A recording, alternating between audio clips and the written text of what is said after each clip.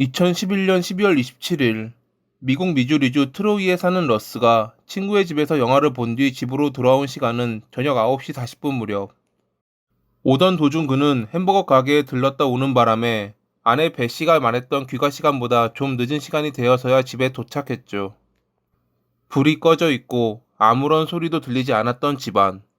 화가 난 배씨가 먼저 자는 거라 생각했던 러스. 그는 거실에 불을 켰고 사망해 있는 배씨를 발견했습니다.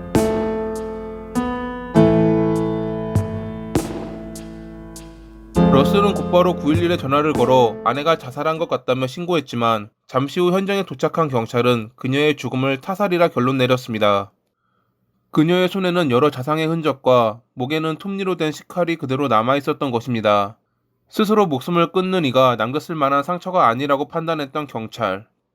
거실을 조사하던 경찰은 소파 베개 밑에 깔려 있던 두 번째 흉기를 발견했고 전문가는 그녀가 사망한 지 한두 시간밖에 되지 않았다는 것을 알아냈습니다. 그들이 이상하게 여겼던 점은 신고자인 러스가 배 씨의 죽음을 자살이라 말하며 신고했다는 것. 사실 누가 봐도 그녀의 몸에 남은 상처는 타살이었기에 경찰은 러스를 의심하며 집 안을 살펴보았고 그의 옷장에서 피가 묻은 슬리퍼를 발견합니다. 다음날 러스는 아내를 살해한 혐의로 체포됐지만 신고 당시 자신이 당황해서 그런 것이라며 그는 무죄를 주장했습니다. 신문 중 거짓말 탐지기 검사 결과 그는 지속적인 거짓말을 하고 있는 것으로 나타났고 배 씨와 친하게 지냈던 같은 보험소에 다니는 동료 파멜라가 러스에게 불리한 증언을 하자 경찰은 그가 범인이라 확신했습니다. 러스가 자주 술을 마셨고 폭력적이었다며 그가 헤어지려 하던 배 씨를 위협했다고 주장했던 파멜라. 배 씨의 노트북에 자신의 주장을 뒷받침해줄 증거가 있을 거라는 파멜라의 말에 경찰은 이를 확인했고 남편이 자신을 죽일까봐 두렵다는 문서를 발견했던 것이었죠. 2012년 1월 4일, 러스는 7살인 및 무장범죄 혐의로 기소됐고 보석금을 낼 수 없었던 그는 2013년 11월 18일에 재판이 시작될 때까지 교도소에 수감됐습니다. 재판에서 러스의 변호사는 사건 당일 있었던 내용들을 밝히며 그의 무죄를 주장했습니다. 우선 그날 암투병 중이던 배 씨는 병원에서 화학요법을 받은 뒤 어머니의 집에 들렀습니다. 거기서 원래는 가족 지인의 차를 얻어 타고 집으로 돌아올 생각이었지만 친했던 파멜라가 그녀를 집까지 태워다 주었다고 합니다. 한편 그날 러스는 4명의 친구들과 친구의 집에서 영화를 보다 저녁 9시 무렵 집으로 출발했고 오던 도중 햄버거 가게에 들렀습니다. 9시 40분에 집에 도착한 러스는 사망해 있는 배 씨를 발견했고 암투병에 힘들어하던 그녀가 자살했다고 생각하며 패닉 상태에서 신고를 했던 것입니다. 배 씨의 사망 추정 시간은 저녁 7시에서 9시 무렵.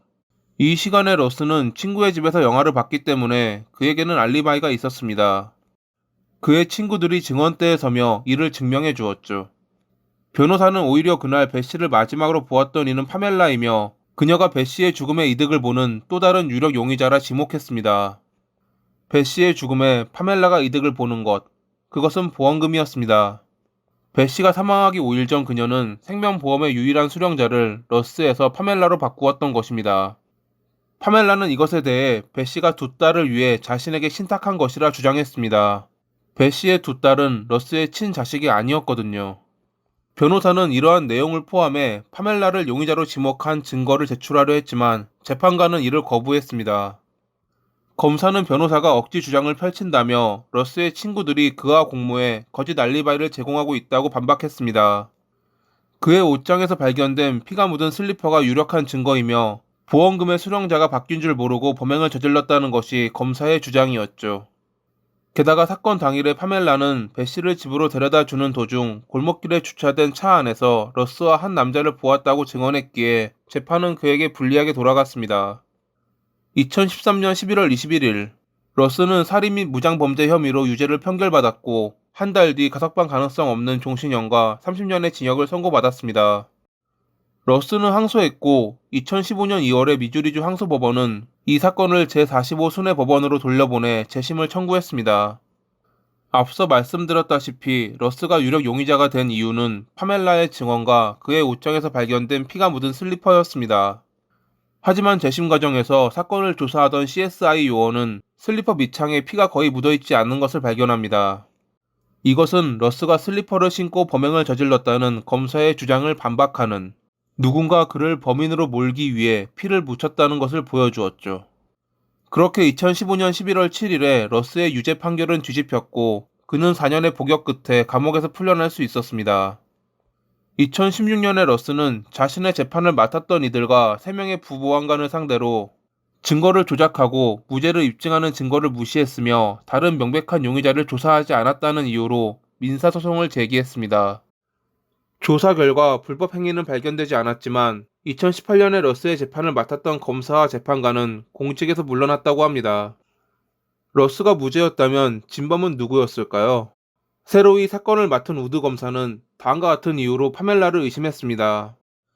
과거 다른 보험사에서 서명을 위조했다가 해고당한 적이 있었던 파멜라가 배 씨에게 신탁받았다는 그녀의 생명보험금을 오랜 기간이 지나도 배 씨의 두 딸에게 주지 않았던 점, 사건 당일 배 씨가 미리 집으로 올 교통편을 마련했음에도 불구하고 굳이 자신이 나서서 그녀를 집까지 데려다 주었던 점, 처음에는 배 씨의 집에 들어간 적이 없다고 말했다가 그녀를 아내까지 데려다 주었다고 번복하는 등 말이 계속 바뀌었던 점, 사건 당일 배 씨를 데려다 준 파멜라는 저녁 7시 20분에 그녀에게 자신도 집에 도착했다는 문자를 보냈는데 휴대전화 기록에는 그 시간에도 여전히 배 씨의 집 근처였다는 점, 배 씨의 시신 위치가 그녀가 믿었던 사람에 의해 살해됐다는 것을 암시하는 점, 이러한 상태에서 2016년 8월 16일에 파멜라는 루이스라는 남성을 살해한 죄로 체포됩니다.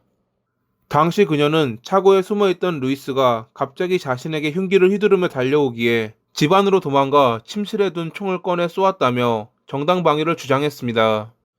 경찰은 루이스의 몸에서 $900와 파멜라를 납치한 뒤 은행에서 러스의 돈을 찾고 그녀를 살해하라고 적혀있는 메모를 발견했다고 합니다. 루이스는 11년 전에 교통사고를 당한 뒤 심각한 정신적 육체적 장애를 겪었던 인물로 흉기를 들고 달려들었다는 파멜라의 말을 경찰은 이상하게 여겼습니다. 이를 알게 된 우드 검사는 파멜라가 다시 한번 러스를 함정에 빠뜨리려 한다 생각했고 그녀를 배씨 살인의 진범이라고 주장하며 1급 살인 및 무장범죄 혐의로 기소했습니다. 체포되자마자 그녀는 화장실을 쓰게 해달라고 말한 뒤 볼펜으로 자해를 하며 자살을 기도했지만 실패로 돌아갔다고 합니다. 파멜라는 재판에서 혐의를 부인하는 대신 배심원 재판에 대한 권리를 포기한 채 알포드 탄원을 했습니다. 알포드 탄원이란 피고인이 유죄를 인정하지 않지만 검찰 측에 유죄 판결을 할 수 있는 증거가 있음을 인정할 때 사용됩니다.